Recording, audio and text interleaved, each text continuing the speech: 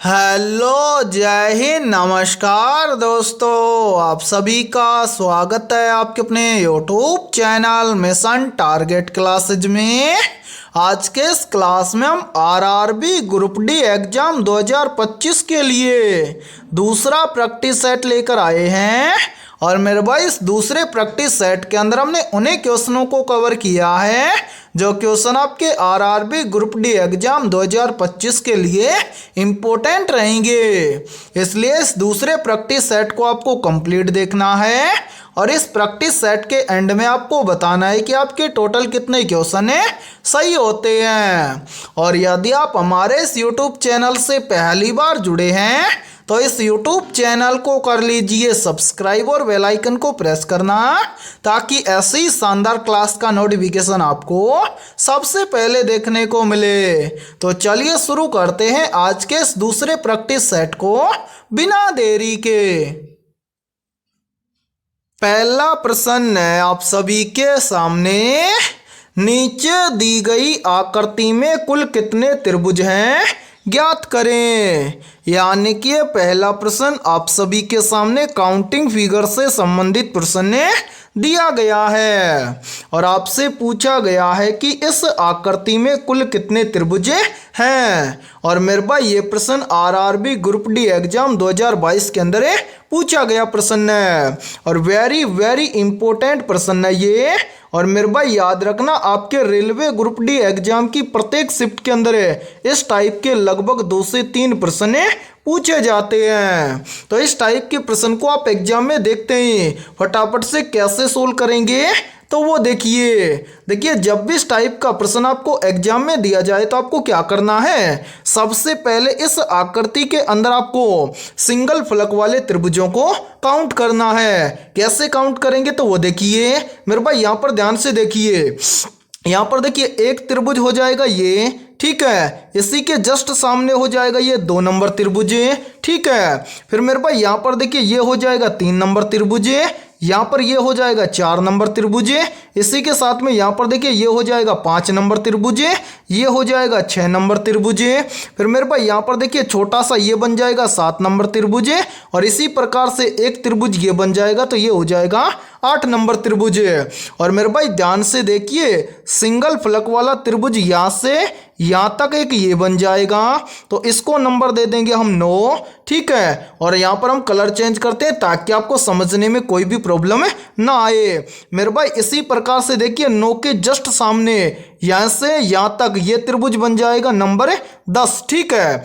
यानी कि यहाँ पर सिंगल फलक वाले कितने त्रिभुज हैं, 10 हैं। अब हम क्या करेंगे, डबल फलक वाले त्रिभुजों को काउंट करेंगे। तो यहाँ पर ध्यान से देखिए मेरे भाई, यहाँ पर हम कलर चेंज करते हैं ताकि आपको समझने में कोई भी प्रॉब्लम ना आए। मेरे भाई यहाँ पर देखिए 1 नंबर त्रिभुज और 2 नंबर त्रिभुज, इन दोनों त्रिभुजों को यहाँ से यहाँ तक मिलाएंगे तो एक त्रिभुज बन जाएगा। तो यहाँ पर हम क्या कर देंगे, 10 के अंदर प्लस एक और कर देंगे। फिर मेरे भाई आप यहाँ पर देखिए 3 नंबर त्रिभुज और 4 नंबर त्रिभुज, इन दोनों त्रिभुजों को मिलाने से यहाँ पर एक त्रिभुज ये बन जाएगा। तो यहाँ पर हम क्या कर देंगे, प्लस एक और कर देंगे, ठीक है। डबल फलक वाले त्रिभुज हमने काउंट कर दिए। अब हम क्या करेंगे, ट्रिपल फलक वाले त्रिभुजों को काउंट करेंगे। तो इस आकृति के अंदर एक भी ऐसा त्रिभुज नहीं है जहां पर क्या हो, ट्रिपल फलक हो। अब हम क्या करेंगे, ट्रिपल के बाद में 4 फलक वाले त्रिभुजों को काउंट करेंगे। तो मेरे भाई यहाँ पर देखिए 4 फलक से एक त्रिभुज बन रहा है, कौन सा, तो यहाँ पर देखिए मेरे भाई 1 नंबर त्रिभुज, 9 नंबर त्रिभुज, 10 नंबर त्रिभुज और 2 नंबर त्रिभुज। यानी कि इन चारों त्रिभुजों को मिलाने से एक त्रिभुज ये बन जाएगा। तो यहाँ पर हम क्या कर देंगे, प्लस एक और कर देंगे। क्या इन सभी त्रिभुजों के अलावा इस आकृति के अंदर कोई अन्य त्रिभुज बन रहा है, तो नहीं सर, इन सभी त्रिभुजों के अलावा इस आकृति के अंदर कोई अन्य त्रिभुज नहीं बन रहा है। अब यहाँ पर हम क्या करेंगे, इन सभी को काउंट कर लेंगे। तो मेरे भाई यहाँ पर देखिए 10 और 1 11, 11 और 1 12, 12 और 1 13, यानी कि टोटल त्रिभुज कितने हैं। तो मेरे भाई हमारे सामने जो आकृति दी गई है, इस आकृति के अंदर टोटल त्रिभुज हैं 13। और ध्यान से देखिए 13 में दिया गया है ऑप्शन डी के अंदर है। तो पहले प्रश्न के अंदर ऑप्शन डी हो जाएगा सभी का करेक्ट आंसर है। तो उम्मीद करता हूं कि पहला प्रश्न आपको अच्छे से क्लियर हो गया होगा। और जब भी इस टाइप का प्रश्न आपको एग्जाम में दिया जाएगा तो आप फटाफट से सोल्व कर लेंगे, ठीक है। और इसी के साथ में देखिए आप सभी के लिए बहुत ही इंपॉर्टेंट सूचना है। यदि आप पहली बार के अंदर रेलवे ग्रुप डी एग्जाम 2025 को क्रैक करना चाहते हैं तो हमने आपके रेलवे ग्रुप डी एग्जाम 2025 के लिए जीके, जीएस, साइंस, मैथमेटिक्स और रीजनिंग यानी कि ऑल सब्जेक्ट के ऊपर मोस्ट इम्पोर्टेंट क्वेश्चंस का मास्टर पीडीएफ सेट तैयार किया है। और जो भी अभ्यर्थी ये कंप्लीट मास्टर पीडीएफ सेट लेना चाहता है वो हमारे इस व्हाट्सएप नंबर पर कांटेक्ट करके ले सकता है। और मेरे भाई इस कंप्लीट मास्टर पीडीएफ सेट की प्राइस हमने रखी है मात्र और मात्र 80 रुपये, यानी कि 80 रुपये की फीस के अंदर आपको रेलवे ग्रुप डी एग्जाम 2025 के लिए ऑल सब्जेक्ट के ऊपर रामबाण क्वेश्चनों का मास्टर पीडीएफ सेट दिया जाएगा। और सभी क्वेश्चन आपको फुल सॉल्यूशन के साथ में मिलने वाले हैं। और मैं आप सभी को ये गारंटी देता हूँ यदि आप एग्जाम से पहले इस कंप्लीट मास्टर पीडीएफ सेट को अच्छे से तैयार कर लेते हैं तो आप पहली बार के अंदर रेलवे ग्रुप डी एग्जाम 2025 को क्रैक कर जाएंगे।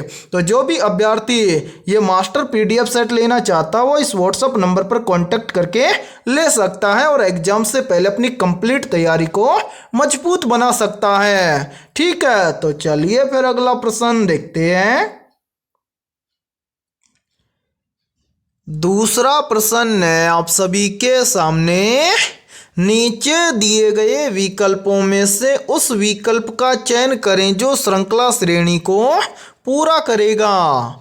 यानी कि ये दूसरा प्रश्न आप सभी के सामने सीरीज से संबंधित प्रश्न दिया गया है और आपसे पूछा गया है कि इन चारों विकल्पों में से कौन सा विकल्प इस श्रृंखला श्रेणी को पूरा करेगा या फिर इस प्रश्न चिन्ह के स्थान पर आएगा। तो मेरे भाई इस टाइप के प्रश्न को आप एग्जाम में देखते हैं फटाफट से कैसे सोल्व करेंगे तो वो देखिए इस सीरीज के अंदर हमें अल्फाबेट लेटर भी दिए गए हैं और संख्या भी दी गई है। तो इस टाइप के सीरीज को हम सोल्व करेंगे कैसे। सबसे पहले तो हम सोल्व करेंगे लेटर सीरीज को, ठीक है। तो लेटर सीरीज को आप जब भी एग्जाम में सोल्व करो उससे पहले आपके सामने जितने भी अल्फाबेट लेटर दिए गए हैं उन सभी का आपको कर लेना है नंबरिंग। जैसे यहाँ पर देखिए पहला लेटर दिया गया है आई आता है 9 नंबर पर है। आई के बाद में है जे आता है 10 नंबर पर है। जे के बाद में है एल आता है 12 नंबर पर है। एल के बाद में है ओ आता है 15 नंबर पर है। ओ के बाद में है एस आता है 19 नंबर पर है। अब यहाँ पर आपको अल्फाबेट लेटर नहीं देखना, यहाँ पर आपको केवल देखना है संख्या को। मेरे भाई यहाँ पर देखिए 9 से कितना बन रहा है 10, 9 से 10 बनेगा कैसे। तो ध्यान से देखिए यदि हम 9 के अंदर क्या कर दें +1 कर दें तो 9 और 1 मिलकर बन जाएगा 10 से। फिर देखिए 10 से कितना बन रहा है 12, 10 से 12 बनेगा कैसे। तो ध्यान से देखिए यदि हम 10 में क्या कर दें +2 कर दें तो 10 और 2 मिलकर बन जाएगा 12। फिर देखिए 12 से कितना बन रहा है 15, 12 से 15 कैसे बनेगा। तो यहाँ पर देखिए यदि हम 12 के अंदर क्या कर दें +3 कर दें तो 12 और 3 मिलकर बन जाएगा 15। फिर देखिए 15 से कितना बन रहा है 19, 15 से 19 कैसे बनेगा। तो यहाँ पर देखिए यदि हम 15 के अंदर क्या कर दें +4 कर दें तो 15 और 4 मिलकर बन जाएगा 19। अब इसी प्रकार से हमसे पूछा गया है कि 19 के बाद में यहाँ पर कौन सी संख्या आएगी या फिर एस के बाद में यहाँ पर कौन सा अल्फाबेट लेटर आएगा, कैसे ज्ञात करेंगे। तो मेरे भाई ध्यान से देखिए यहाँ पर नीचे जितने भी संख्याएं आई हैं ये सभी संख्याएं कंटिन्यू चल रही है। यानी कि यहाँ पर देखिए सबसे पहले +1, उसके बाद में +2, उसके बाद में +3, उसके बाद में +4। अब आगे क्या हो जाएगा मेरे भाई यहाँ पर हो जाएगा +5। यानी कि 19 के अंदर +5 कर देंगे तो 19 और 5 मिलकर बन जाएगा 24। और 24 नंबर पर अल्फाबेट लेटर आता है एक्स, तो यहाँ पर हम लेटर भरेंगे एक्स। अब इसी प्रकार से हम क्या करेंगे यानी कि जो संख्या वाली सीरीज है या नंबर सीरीज है इसको सोल्व करेंगे कैसे। तो देखिए मेरे भाई यहाँ पर हमारे क्या लेटर सीरीज सोल्व हो गया। अब हम क्या करेंगे नंबर सीरीज को सोल्व करेंगे। तो नंबर सीरीज में सबसे पहले दिया गया है 2 के बाद में दिया गया है 3, तो 2 से 3 कैसे बनेगा। तो मेरे भाई यहाँ पर भी देखिए यदि हम 2 के अंदर क्या कर दें +1 कर दें तो 2 और 1 मिलकर बन जाएगा 3। फिर देखिए 3 से कितना बन रहा है 7, तो 3 से 7 कैसे बनेगा, तो यहाँ पर देखिए यदि हम 3 के अंदर क्या कर दें +4 कर दें तो 3 और 4 मिलकर बन जाएगा 7। फिर देखिए 7 से कितना बन रहा है 16, तो 7 से 16 कैसे बनेगा, तो मेरे भाई यहाँ पर देखिए यदि हम 7 के अंदर क्या कर दें +9 कर दें तो 7 और 9 मिलकर बन जाएगा 16। फिर देखिए 16 से कितना बन रहा है 32, तो 16 से 32 कैसे बनेगा, तो यहाँ पर देखिए यदि हम 16 के अंदर क्या कर दें +16 कर दें तो मेरे भाई 16 और 16 मिलकर बन जाएगा 32। अब इसी प्रकार से हमसे पूछा गया है कि 32 के बाद में इस प्रश्नवाचक चिन्ह के स्थान पर कौन सी संख्या आएगी, तो मेरे भाई यहाँ पर देखिए x के बाद में कौन सी संख्या आएगी, तो सबसे पहले नीचे जितनी भी संख्याएं आई है इन सभी संख्याओं को ध्यान से देखिए। मेरे भाई यहाँ पर देखिए सबसे पहले क्या हुआ +1, उसके बाद में +4, उसके बाद में +9, उसके बाद में +16। अब यानी कि आगे भी क्या होगा प्लस होगा, लेकिन कितना प्लस होगा, तो वो देखिए यहाँ पर मेरे भाई ध्यान से देखिए, यहाँ पर 1 है, ये 1 क्या है, तो मेरे भाई 1 है 1 का स्क्वायर, उसके बाद में क्या है 4 यानी कि +4, तो +4 क्या है मेरे भाई ये है 2 का स्क्वायर, उसके बाद में क्या है +9, 9 क्या है मेरे भाई 9 है 3 का स्क्वायर, उसके बाद में क्या है +16, 16 क्या है 4 का स्क्वायर। अब यहाँ पर भी देखिए सबसे पहले क्या हुआ 1 का स्क्वायर, उसके बाद में 2 का स्क्वायर, उसके बाद में 3 का स्क्वायर, 3 के बाद में 4 का स्क्वायर, कंटिन्यू चल रहा है, तो 4 के बाद में क्या हो जाएगा यहाँ पर हो जाएगा 5 का स्क्वायर। ठीक है, 5 का स्क्वायर आप सभी को पता है कि 5 का स्क्वायर होता है 25, तो 16 के बाद में संख्या प्लस होगी 25, यानी कि मेरे भाई 32 के अंदर +25 कर दें तो x से अगली संख्या हमें ज्ञात हो जाएगी, तो 32 और 25 मिलकर बन जाएगा 57, यानी कि x के बाद में संख्या भरी जाएगी 57, यानी कि मेरे भाई इस प्रश्न चिन्ह के स्थान पर क्या भरा जाएगा x 57। अब हमें देखना है कि x 57 किसी ऑप्शन में दिया गया है, तो हाँ सर x 57 हमें दिया गया है ऑप्शन ए के अंदर है, तो दूसरे प्रश्न के अंदर ऑप्शन ए हो जाएगा सभी का करेक्ट आंसर है। तो उम्मीद करता हूं कि ये दूसरा प्रश्न भी आपको अच्छे से क्लियर हो गया होगा, और जब भी इस टाइप का प्रश्न आपको एग्जाम में दिया जाएगा तो फटाफट से सोल्व कर लेंगे। ठीक है, तो चलिए फिर अगला प्रश्न देखते हैं। तीसरा प्रश्न है आप सभी के सामने, यदि प्लस और माइनस को परस्पर बदल दिया जाए तथा गुणा और भाग को परस्पर बदल दिया जाए तो निम्नलिखित समीकरण में प्रश्न चिन्ह के स्थान पर क्या आएगा। मेरे भाई ये तीसरा प्रश्न आप सभी के सामने गणितीय संक्रियाओं से संबंधित प्रश्न दिया गया है, और आपसे पूछा गया है कि इस प्रश्न के अकॉर्डिंग यदि हम इस समीकरण को सोल्व करेंगे तो इस समीकरण का मान क्या आएगा। और मेरे भाई ये प्रश्न बहुत ही इंपॉर्टेंट प्रश्न है, क्योंकि ये प्रश्न रेलवे ग्रुप डी एग्जाम 2022 के अंदर पूछा गया प्रश्न है। सोल्व करेंगे कैसे, तो देखिए मेरे भाई यहाँ पर ध्यान से समझिए, बहुत ही शानदार तरीके से हम आपको इस प्रश्न को समझाएंगे। यहाँ पर देखिए प्रश्न में बोला गया है कि यदि प्लस और माइनस को परस्पर बदल दिया जाए, यानी कि प्लस के स्थान पर माइनस करना है और माइनस के स्थान पर प्लस करना है, तो यहाँ पर देखिए मेरे भाई इस समीकरण के अंदर हम प्लस के स्थान पर तो क्या करेंगे माइनस है, और माइनस के स्थान पर क्या करेंगे प्लस है। फिर आगे बोल रहा है कि गुणा और भाग को भी परस्पर बदल दिया जाए, यानी कि गुणा के स्थान पर भाग करना है और भाग के स्थान पर गुणा करना है। तो यहाँ पर देखिए भाग के स्थान पर गुणा कर देंगे और गुणा के स्थान पर भाग कर देंगे।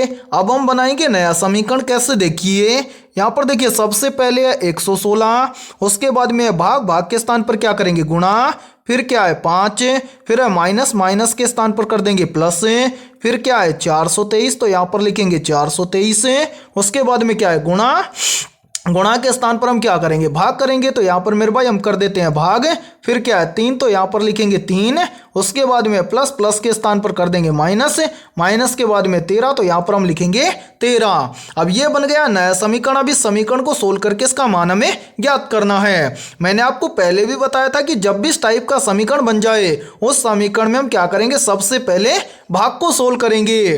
तो मेरे भाई यहाँ पर देखिए 3 का भाग देंगे 423 के अंदर है तो कितने बार चला जाएगा, तो 3 का भाग 423 के अंदर देंगे तो ये चला जाएगा 141 बार। ठीक है मेरे भाई, भाग करने के बाद में क्या करेंगे, गुणा। तो यहाँ पर देखिए 5 और 116 इन दोनों का आपस में मल्टीप्लाई यानी कि गुणा करेंगे तो 116 पंजे हो जाएगा कितना, 580। ठीक है मेरे भाई, अब यहाँ पर क्या है, प्लस है, और मेरे भाई यहाँ पर लास्ट में क्या बच गया, माइनस का 13। अब इतना करने के बाद में हम क्या करेंगे, प्लस प्लस की संख्याओं को आपस में जोड़ लेंगे और जो माइनस की संख्या उसको घटा लेंगे। तो यहाँ पर ध्यान से देखिए, प्लस का यहाँ पर क्या है 580 और उसके बाद में प्लस का 141 है।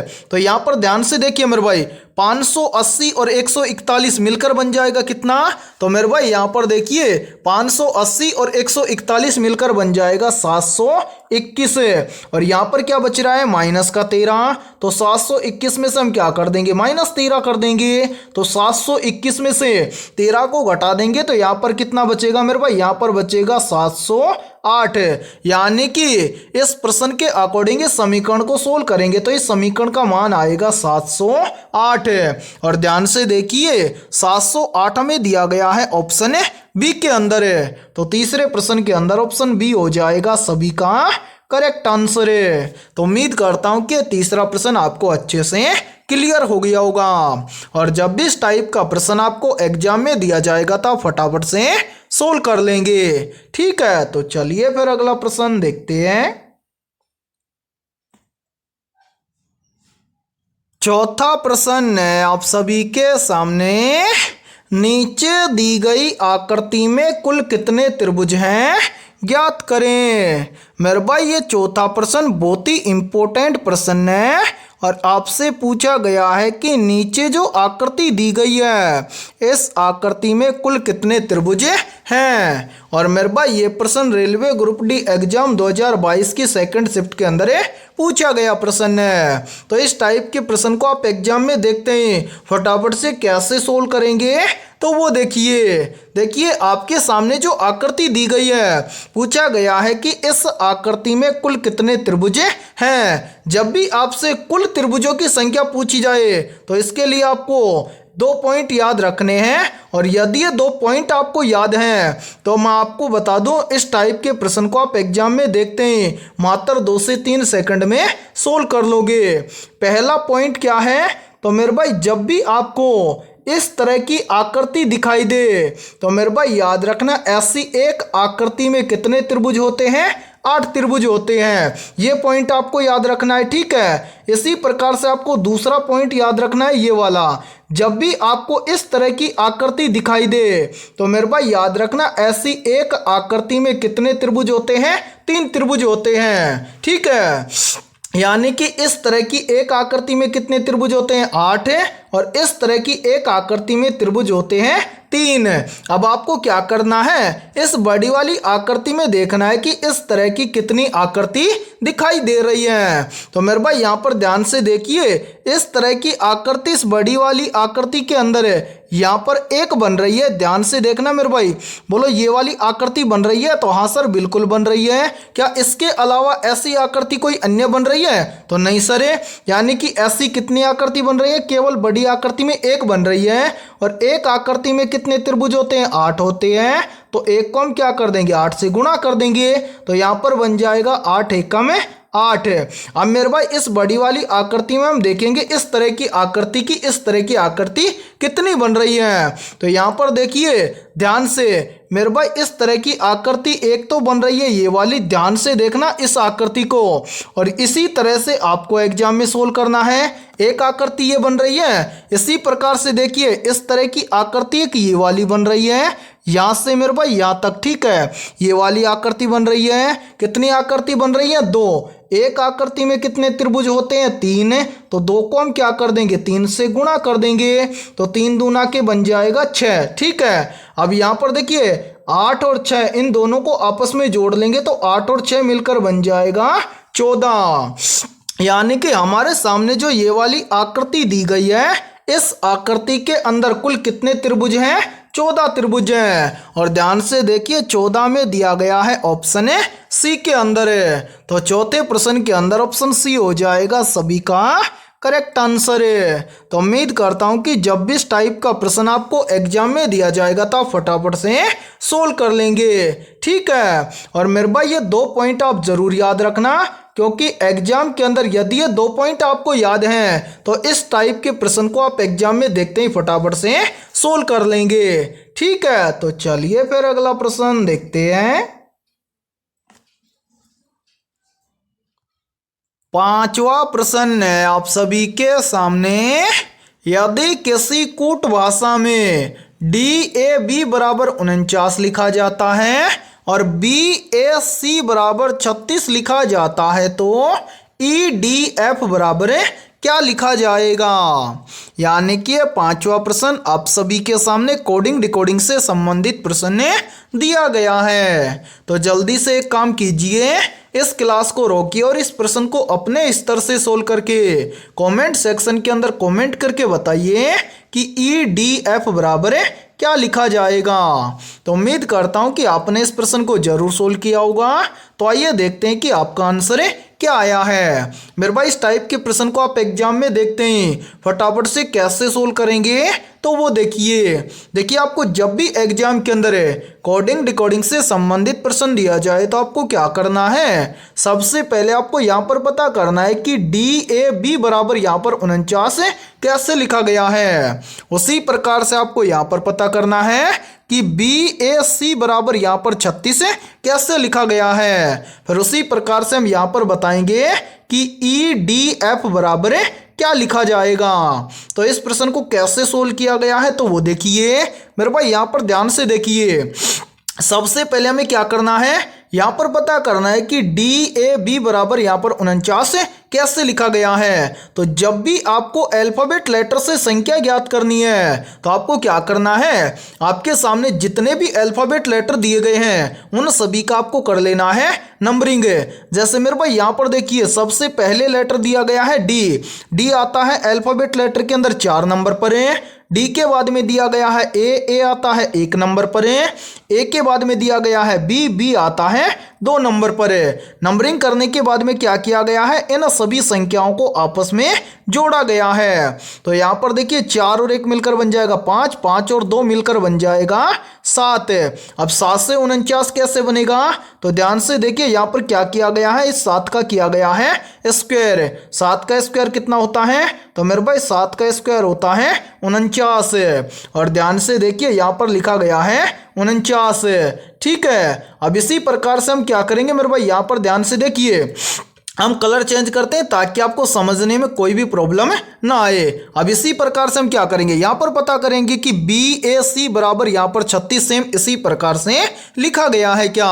तो सबसे पहले हम क्या करेंगे, इन सभी अल्फाबेट लेटर का करेंगे नंबरिंग। तो मेरे भाई यहाँ पर देखिए पहला लेटर है बी आता है अल्फाबेट लेटर के अंदर 2 नंबर पर है। फिर क्या है ए आता है 1 नंबर पर है, ठीक है। उसके बाद में क्या है, ए के बाद में है सी आता है 3 नंबर पर है। अब यहाँ पर इन सभी को क्या करेंगे, आपस में जोड़ लेंगे। तो यहाँ पर देखिए 2 और 1 मिलकर बन जाएगा 3, 3 और 3 मिलकर बन जाएगा 6।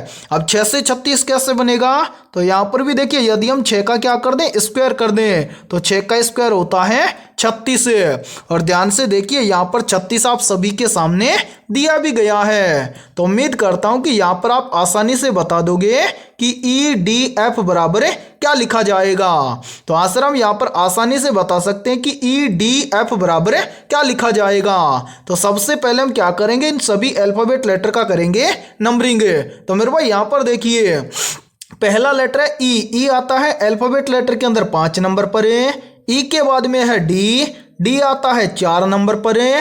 डी के बाद में है एफ आता है 6 नंबर पर है। अब यहाँ पर हम क्या करेंगे, इन सभी संख्याओं को आपस में ऐड कर लेंगे। तो देखिए 5 और 4 मिलकर बन जाएगा 9 और 6 मिलकर बन जाएगा 15। अब सभी का स्क्वायर किया गया है तो 15 का भी हम क्या कर देंगे, स्क्वायर कर देंगे। 15 का स्क्वायर कितना होता है, तो मेरे भाई आप सभी को पता होना चाहिए कि 15 का स्क्वायर होता है 225। यानी कि EDF बराबर लिखा जाएगा 225।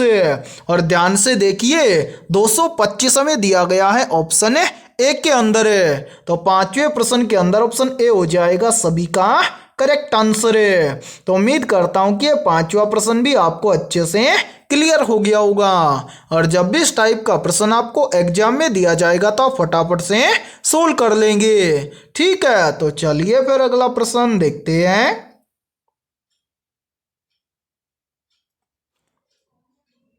छठा प्रश्न है आप सभी के सामने, ध्वनि की गति सबसे अधिक किस माध्यम में होती है? मेरे भाई मोस्ट इम्पोर्टेंट प्रश्न है ये, और ये प्रश्न आरआरबी ग्रुप डी एग्जाम 2022 के अंदर पूछा गया प्रश्न है। तो यहाँ पर देखिए इन चारों में से करेक्ट आंसर हो जाएगा सभी का ऑप्शन है सी, यानी कि ध्वनि की गति सबसे अधिक होती है ठोस माध्यम में। तो करेक्ट आंसर हो जाएगा सभी का ऑप्शन है सी। और मेरे भाई इस क्लास के अंदर आप सभी को एंड तक बने रहना है, क्योंकि इस क्लास के अंदर हमने उन्हीं क्वेश्चनों को कवर किया है जो क्वेश्चन आपके एग्जाम के लिए इम्पोर्टेंट रहेंगे।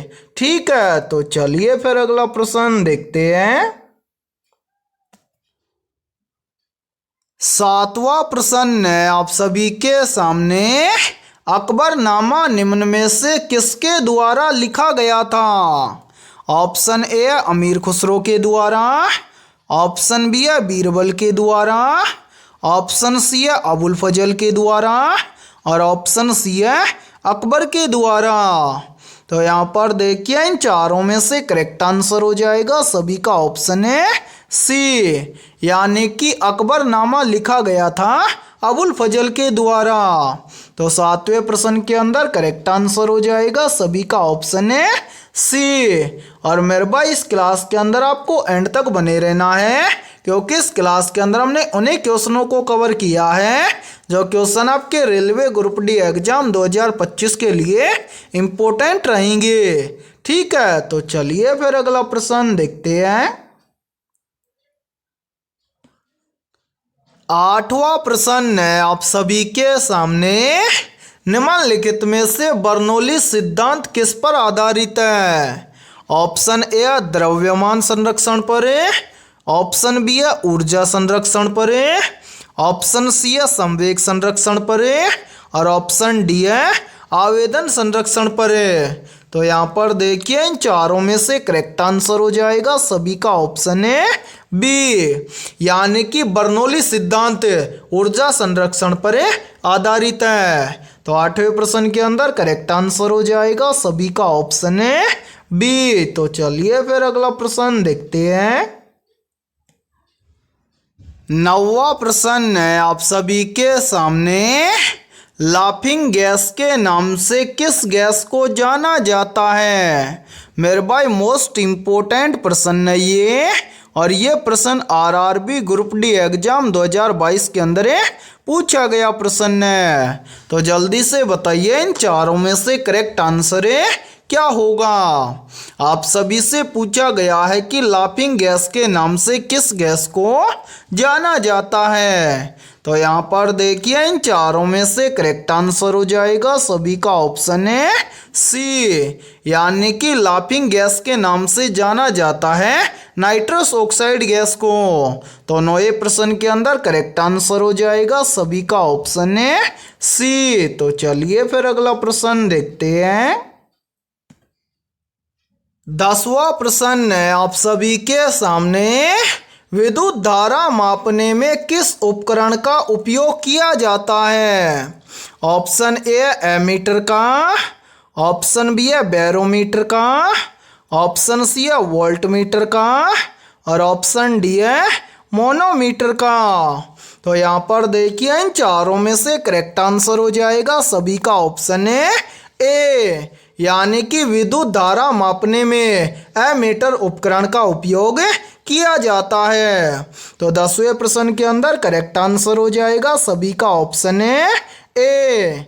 और मेरे भाई यहाँ पर देखिए, यदि ये क्लास आपको पसंद आ रही है तो जल्दी से एक बार इस क्लास को लाइक कर दीजिए, और यदि आप हमारे इस YouTube चैनल से पहली बार जुड़े हैं तो इस YouTube चैनल को कर लीजिए सब्सक्राइब और बेल आइकन को प्रेस करना, ताकि ऐसी शानदार क्लास का नोटिफिकेशन आपको सबसे पहले देखने को मिले।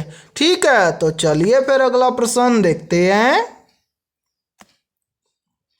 11वां प्रश्न है आप सभी के सामने, निम्नलिखित में से रक्त का कौन सा घटक रोगों से बचाता है? तो यहाँ पर देखिए इन चारों में से करेक्ट आंसर हो जाएगा सभी का ऑप्शन है बी, यानी कि रक्त का WBC, या फिर हम बोल सकते हैं कि रक्त का जो WBC घटक है यह हमें क्या करता है, रोगों से बचाता है। तो 11वें प्रश्न के अंदर करेक्ट आंसर हो जाएगा सभी का ऑप्शन है बी। और मेरे भाई यहाँ पर देखिए काफी बार पूछ लिया जाता है कि WBC का जीवन काल कितने दिन का होता है। तो आप सभी को कमेंट सेक्शन के अंदर कमेंट करके बताना है कि WBC का जीवन काल कितने दिन का होता है। यहाँ पर मैं आपको बता देता हूँ कि RBC का जीवन काल कितने दिन का होता है। तो मेरे भाई याद रखना, RBC का जीवन काल होता है 120 दिन का, और WBC का जीवन काल कितने दिन का होता है ये आप सभी को कमेंट करके बताना है। ठीक है, तो चलिए फिर अगला प्रश्न देखते हैं। 12वां प्रश्न है आप सभी के सामने, पैरा बैंगनी किरणों का उपयोग कहाँ होता है? या फिर देखिए इसी प्रश्न को एग्जाम के अंदर घुमाकर ऐसे भी पूछ लिया जाता है। प्रश्न पूछा जाता है कि पैरा बैंगनी किरणों का उपयोग किस रूप में होता है? तो यहाँ पर देखिए इन चारों में से करेक्ट आंसर हो जाएगा सभी का ऑप्शन है बी, यानी कि पैरा बैंगनी किरणों का उपयोग होता है कीटाणुनाशक के रूप में। तो 12वें प्रश्न के अंदर करेक्ट आंसर हो जाएगा सभी का ऑप्शन है बी। तो चलिए फिर अगला प्रश्न देखते हैं। 13वां प्रश्न है आप सभी के सामने, ऑक्सीकरण वह अभिक्रिया है जिसमें तत्व की संयोजकता खाली स्थान हो जाती है।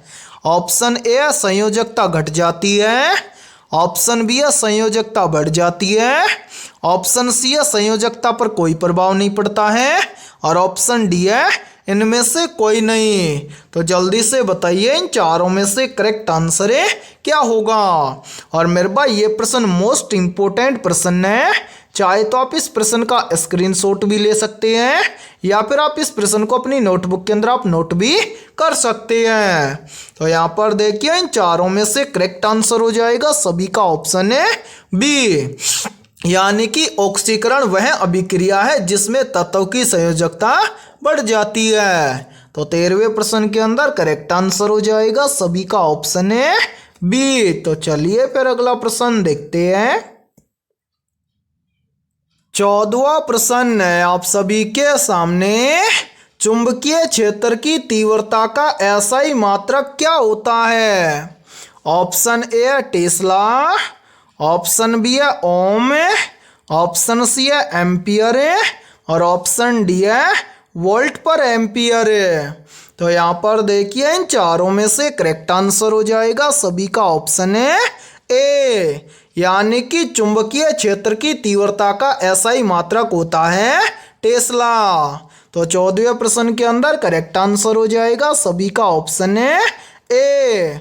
और मेरे भाई यदि आपको किसी भी क्वेश्चन के अंदर कोई भी डाउट हो तो आप उस क्वेश्चन के बारे में कमेंट सेक्शन के अंदर पूछ सकते हैं। और यदि आपको इस क्लास के अंदर किसी भी क्वेश्चन का आंसर पहले से आता हो तो आप उस क्वेश्चन का आंसर भी कमेंट सेक्शन के अंदर जरूर कमेंट करें। ठीक है, तो चलिए फिर अगला प्रश्न देखते हैं। 15वां प्रश्न है आप सभी के सामने, भारत का सबसे लंबा राष्ट्रीय राजमार्ग कौन सा है? मेरे भाई ये प्रश्न आरआरबी ग्रुप डी एग्जाम 2018 के अंदर पूछा गया प्रश्न है। तो यहाँ पर देखिए इन चारों में से करेक्ट आंसर हो जाएगा सभी का ऑप्शन है डी, यानी कि भारत का सबसे लंबा राष्ट्रीय राजमार्ग है NH44। तो 15वें प्रश्न के अंदर करेक्ट आंसर हो जाएगा सभी का ऑप्शन है डी। तो चलिए फिर अगला प्रश्न देखते हैं। 16वां प्रश्न है आप सभी के सामने, भारत का सबसे पुराना राष्ट्रीय पार्क कौन सा है? तो यहाँ पर देखिए इन चारों में से करेक्ट आंसर हो जाएगा सभी का ऑप्शन है सी, यानी कि भारत का सबसे पुराना राष्ट्रीय पार्क है जिम कॉर्बेट राष्ट्रीय पार्क। और मेरे भाई काफी बार एग्जाम के अंदर पूछा जाता है कि जिम कॉर्बेट राष्ट्रीय पार्क किस राज्य में स्थित है? तो मेरे भाई याद रखना, जिम कॉर्बेट राष्ट्रीय पार्क उत्तराखंड राज्य में स्थित है।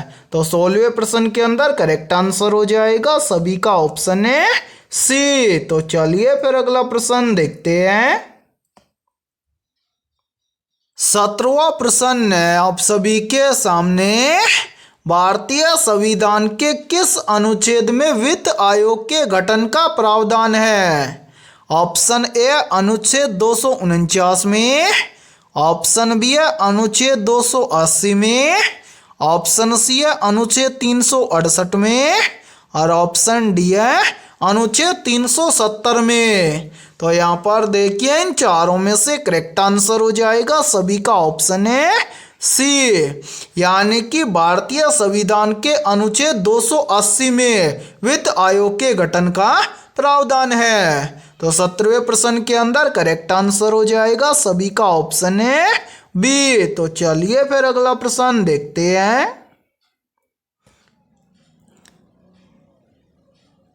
18वां प्रश्न है आप सभी के सामने, हंटर आयोग की स्थापना का मुख्य कारण क्या था? मेरे भाई वेरी वेरी इंपॉर्टेंट प्रश्न है ये, और ये प्रश्न आरआरबी ग्रुप डी एग्जाम 2022 के अंदर भी पूछा गया था। और मेरे भाई यही प्रश्न है आरआरबी एनटीपीसी एग्जाम 2025 के अंदर भी पूछा गया है। तो यहाँ पर देखिए इन चारों में से करेक्ट आंसर हो जाएगा सभी का ऑप्शन है सी, यानी कि हंटर आयोग की स्थापना का मुख्य कारण है जलियांवाला बाग हत्याकांड। ठीक है, करेक्ट आंसर हो जाएगा 18वें प्रश्न के अंदर सभी का ऑप्शन है सी। और मेरे भाई यहाँ पर देखिए यहीं से एक प्रश्न और बनता है, और ये प्रश्न भी बार बार एग्जाम के अंदर रिपीट होता है। प्रश्न पूछा जाता है कि जलियांवाला बाग हत्याकांड कब हुआ था? तो मेरे भाई याद रखना, जलियांवाला बाग हत्याकांड हुआ था 13 अप्रैल 1919 में। ठीक है, और इसी के साथ में देखिए आपका जो रेलवे ग्रुप डी का एग्जाम है ये 17 नवंबर से स्टार्ट होने वाला है। और मेरे भाई आपके एग्जाम के मात्र 50 से 60 दिन शेष बचे हुए हैं, और यदि आप 50 से 60 दिन के बीच में अपनी कंप्लीट तैयारी को मजबूत बनाना चाहते हैं तो हमने आपके रेलवे ग्रुप डी एग्जाम 2025 के लिए ऑल सब्जेक्ट के ऊपर लगभग 25,000 प्लस रामबाण क्वेश्चनों का मास्टर पीडीएफ सेट तैयार किया है। और मेरे भाई ये सभी क्वेश्चन फुल सॉल्यूशन के साथ में आपको मिलने वाले हैं। तो जो भी अभ्यर्थी ये कंप्लीट मास्टर पीडीएफ सेट लेना चाहता है वो हमारे इस व्हाट्सएप नंबर पर कांटेक्ट करके ले सकता है।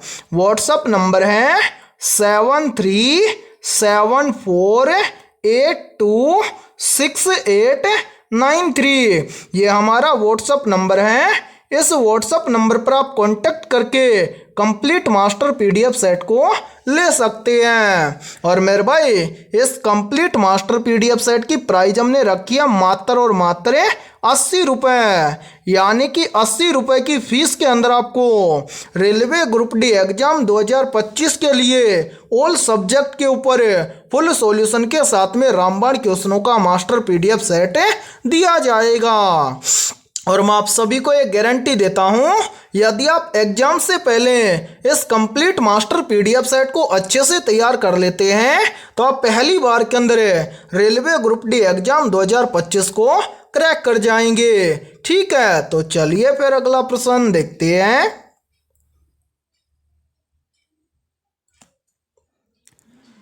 19वां प्रश्न है आप सभी के सामने, प्रथम पीढ़ी के कंप्यूटर किस पर आधारित थे?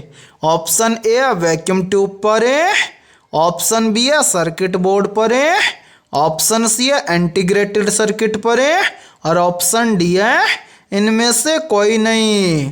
तो यहाँ पर देखिए इन चारों में से करेक्ट आंसर हो जाएगा सभी का ऑप्शन है ए, यानी कि प्रथम पीढ़ी के कंप्यूटर आधारित थे वैक्यूम ट्यूब पर। तो 19वें प्रश्न के अंदर करेक्ट आंसर हो जाएगा सभी का ऑप्शन है ए। तो चलिए फिर अगला प्रश्न देखते हैं।